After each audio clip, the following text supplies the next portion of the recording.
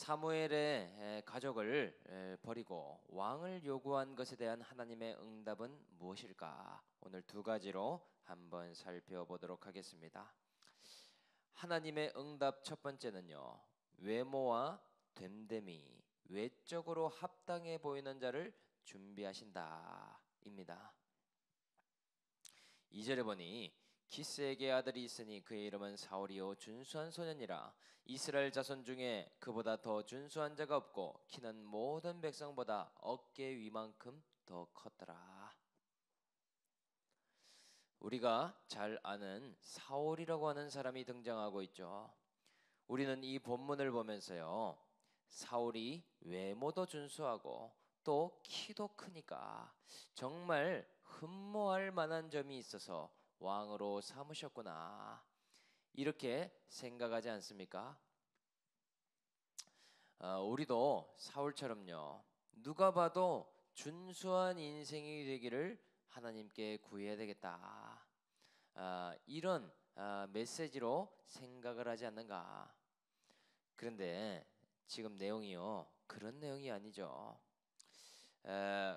거기다가요 5절 말씀을 한번 보면은요, 5절에 이렇게 기록되어 있죠. 그들이 숲 땅에 이르는 때에 사울이 함께 가던 사원에게 이르되 돌아가자.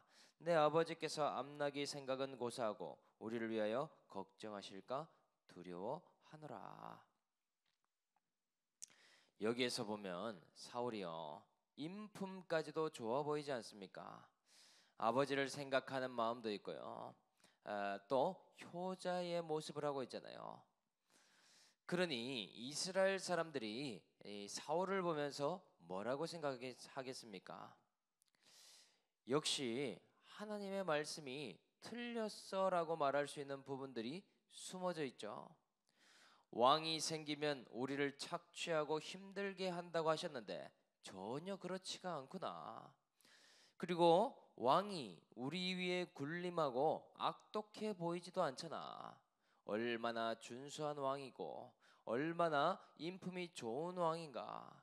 우리가 왕을 세우자고 말하기를 잘했다라고 착각할 수도 있겠더라. 그런데요, 하나님을 불신하고 하나님이 주신 질서와 역할을 버리면 어떤 일이 오는가?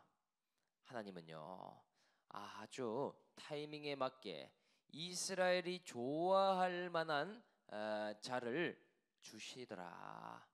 그런데 이 일이 좋은 일이 아니라는 점이 참 숨겨진 일이죠. 핑계하는 자에게는 더 핑계할 거리를 주고 있는 모습이 아닙니까? 눈에 보이는 응답을 원하는 자에게 눈에 보이게 어깨만큼 큰 사울을 응답해 주신 것 아니냐는 것이죠. 육신의 눈으로 껌뻑하고 넘어갈 모습을 일부러 주셨더라. 지금도 분별할 수 없기 때문에요, 더 분별하기 어렵게 만드신 것이죠.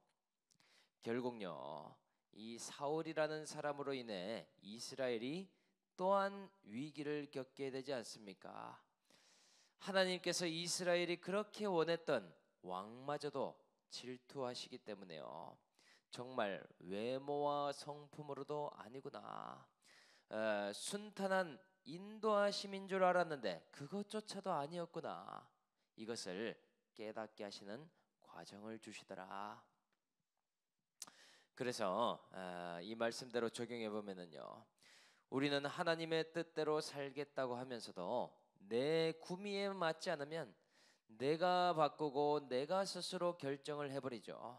그러면서도요, 하나님이 인도하셨다라고 말하지 않습니까?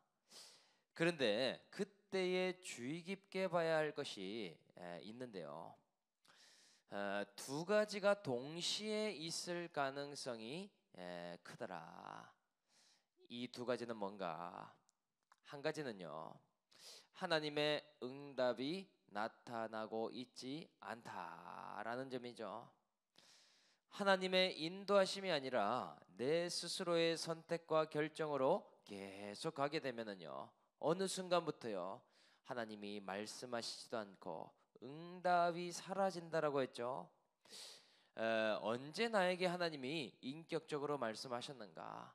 언제 나의 기도에 응답하시고 살아계신 하나님이심을 나타내셨는가? 이것을 한번 돌아봐야 됩니다. 응답하신 지가 오래되었다면요, 그 시간만큼 내가 선택하고 결정한 시간이 길어지고 있음을 반증해주고 있더라. 그리고요, 또 다른 한 가지가 참 중요한데요. 하나님의 응답은 없으면서도 표면적인 응답으로 보이는 일이 일어난다입니다. 참 두 가지가 상충돼 보이죠. 그런데 이것이 응답이 아닌 이유는 무엇인가? 왕을 구했는데 사울을 보여주듯이 또 외모까지도 준수하듯이요. 여기에는 핑계를 만들 수 있는 응답이라는 점이 다른 점입니다. 이것이 하나님의 응답이라고 말하고 싶은데요, 그것이 말씀과 반대라는 것이죠. 역시 내 선택이 맞았어. 내가 결정을 잘했어. 거봐, 이 큐티 말씀이 틀릴 수도 있다니까. 우리에게 나타난 일로요, 표면적인 그런 응답을 하나님의 응답으로 생각하더라. 그런데 거기에는요, 다른 차원의 어려움으로 가고 있는 것을 빨리 깨달아야 됩니다. 그것은요, 지금 하나님의 질투와 훈육을 발생시키고 있는 일이라는 사실이죠.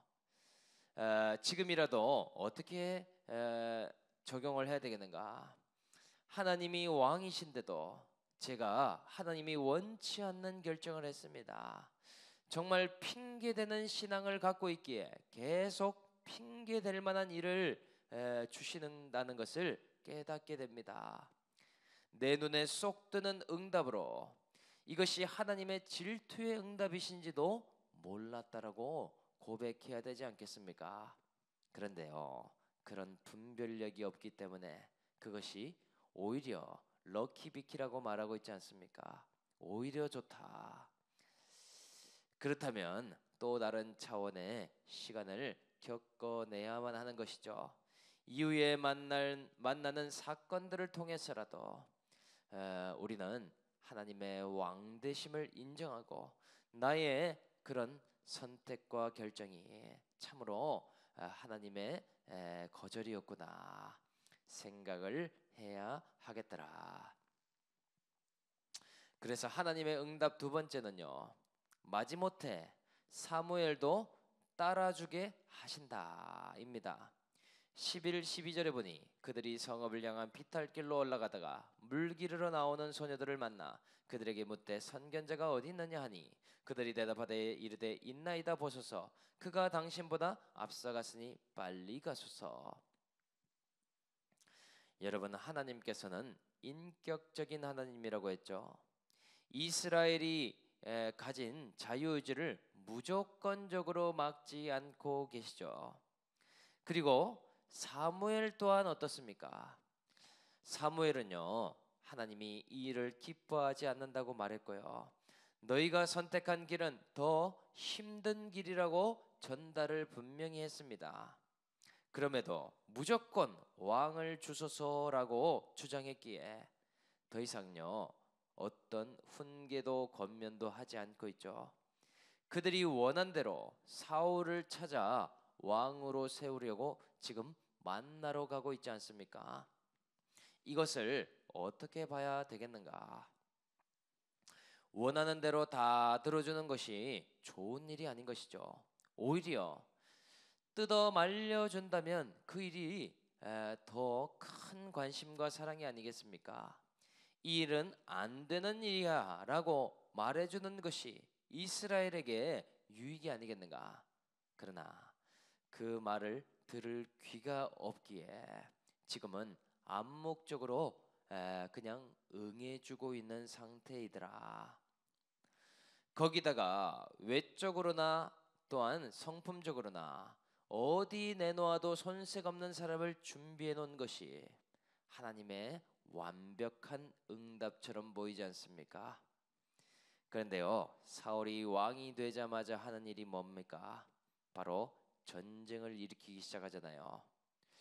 외모와 성품이 훌륭하지만 그것이 믿음이 아니었다는 것을 앞으로 사울의 행보를 통해 알 수 있잖아요.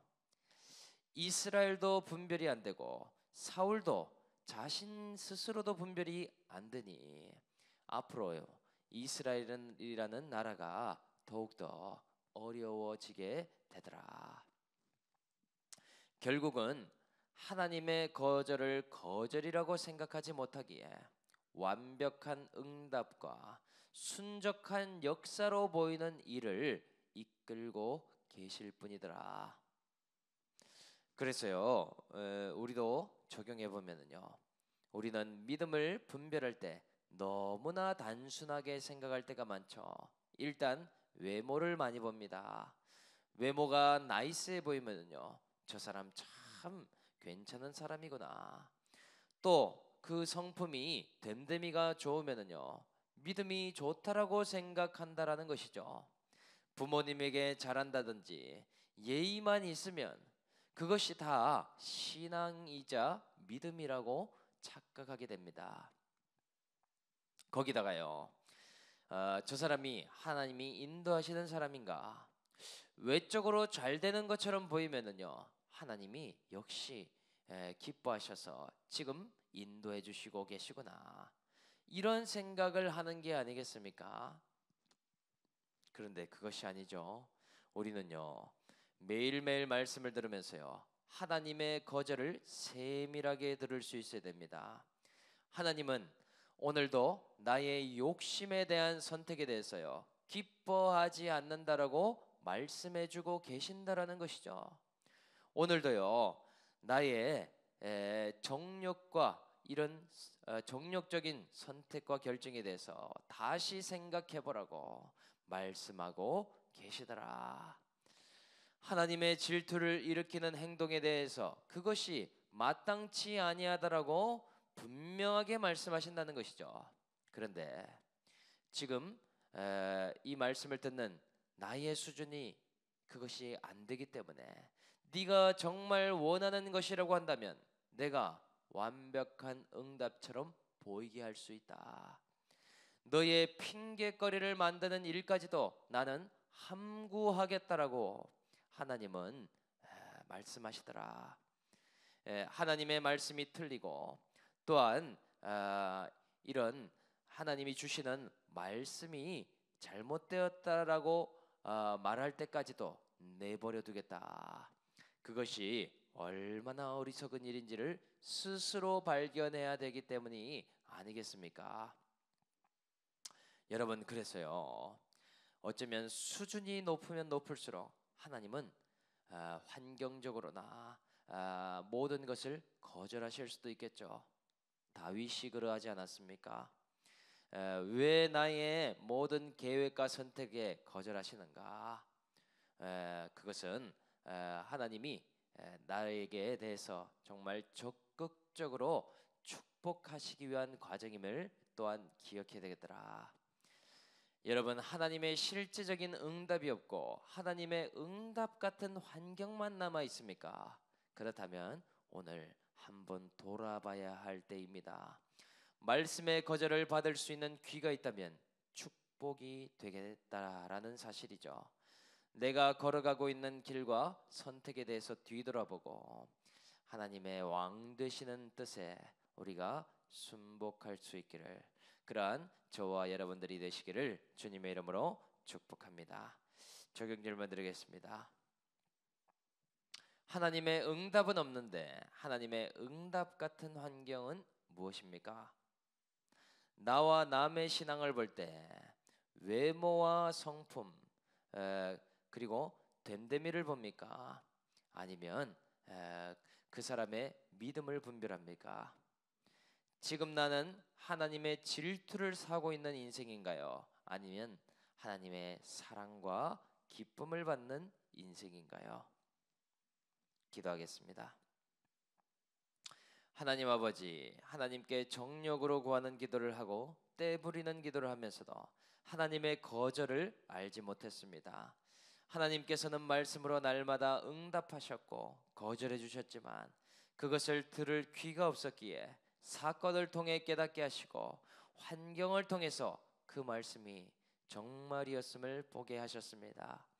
하나님의 질투를 사는 인생이기에 고난을 예비한 자였지만 이제는 내 눈에 보기에 기적과 같은 응답이 없어도 완전한 인도하심을 보이지 않아도 하나님의 신실하신 사랑을 보게 됩니다. 오늘도 왕 되신 하나님을 신뢰하며 오늘 이 말씀을 따라 걸어가게 하여 주시고 아버지여 우리에게 눈에 보이는 왕과 메시아가 없을지라도 하나님을 신뢰하며 하나님이 여기까지 나를 인도하셨다라고 고백할 수 있는 저와 우리 올리브가 될 수 있도록 은혜 내려 주시옵소서. 오늘도 그 하나님을 붙들고 나아가오니 말씀의 거절을 잘 듣고 오늘도 하나님의 뜻 가운데 거하는 우리 모두가 되도록 인도하여 주시옵소서. 감사드리며 우리를 구원하신 예수님의 이름으로 기도드립니다. 아멘.